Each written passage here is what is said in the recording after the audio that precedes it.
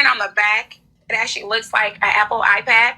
And when you turn it to the front, it actually like the prices and stuff. And when she was turning, it's the mirror. That's right. It's a mirror about the size of an iPad, wrapped up to look like one, pulled into the gas station with her sister and mother when they met a stranger. He pulled up beside us and he was like, hey, I have some iPads and stuff and I got a laptop. Y'all, interested in looking and buying some or whatever. He was offering to sell a brand new $800 iPad for just $200.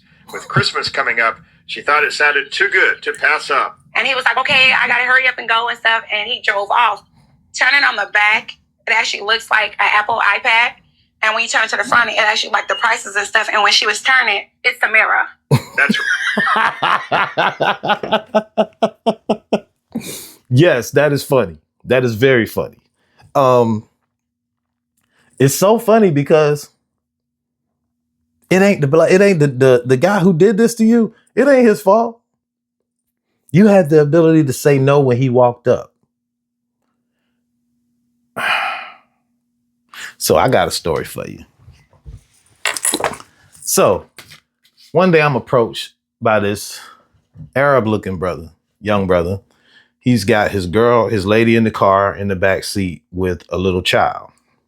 So he pulls up on me. He says, hey brother, man, I'm having a little problem right now, man. I don't have any money and I need to feed my family. I'm almost out of gas, man. And I'm not asking you just for a handout. I got this ring, right? And he had this ring. And the ring was real thick and solid looking. So I didn't take it from him. I just looked at it.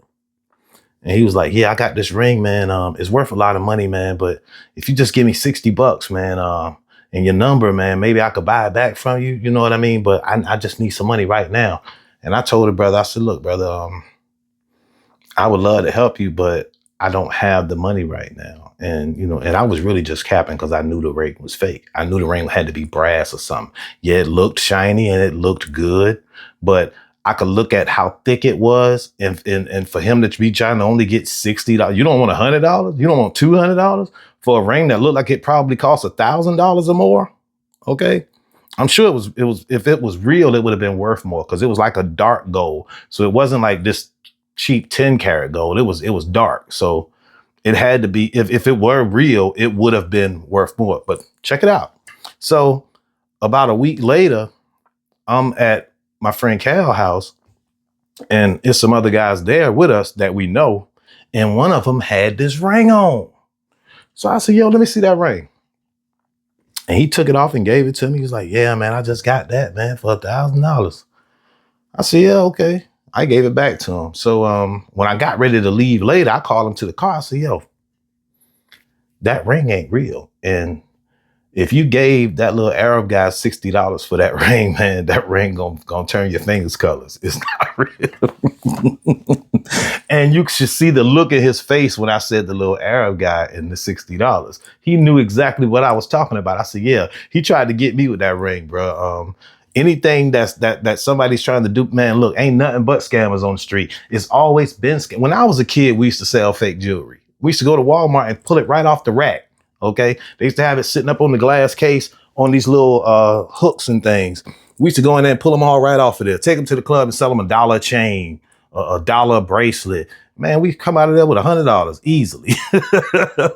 But everybody knew it was fake. You know what I mean? It was back in the early 80s where, you outside the club, somebody got some fake jewelry out there they selling. You want to get fresh because you on your way in the club. So yeah, that's what that was about. But we weren't trying to fool anybody. You know what I mean? But I knew other dudes who did sell fake jewelry. And back then it was called the slum game. You know what I mean? You selling slum jewelry. Okay. So now a guy walks up on you with an $800 laptop, with an $800 tablet, tell you he don't want but $200 for it. Why you ain't take it all the way out of the packaging right then? Okay. If you were interested in buying it. Now me, I was just told, bro, I'm good. You know what I mean? Cause I don't trust people like that. You know what I mean? And I've been around since 71. So there's plenty of scammers out there, and there's been scammers out there before I got here. So there's that. But that's why I was laughing, because it's your fault. If you bought it, your sister bought, whoever bought it. If y'all ain't checked it before y'all let dude, and then dude, he gave you the keys. Dude was like, yeah, I gotta go. I'm in a hurry. Anytime they say that, it's a scam. Nobody is going to disagree with me on that. Whenever somebody's running a scam, they always trying to get away fast. Yo, family, thanks for watching. Like, subscribe, comment, share, hype, all that good stuff. And I appreciate you. Salute. That's how I'm coming.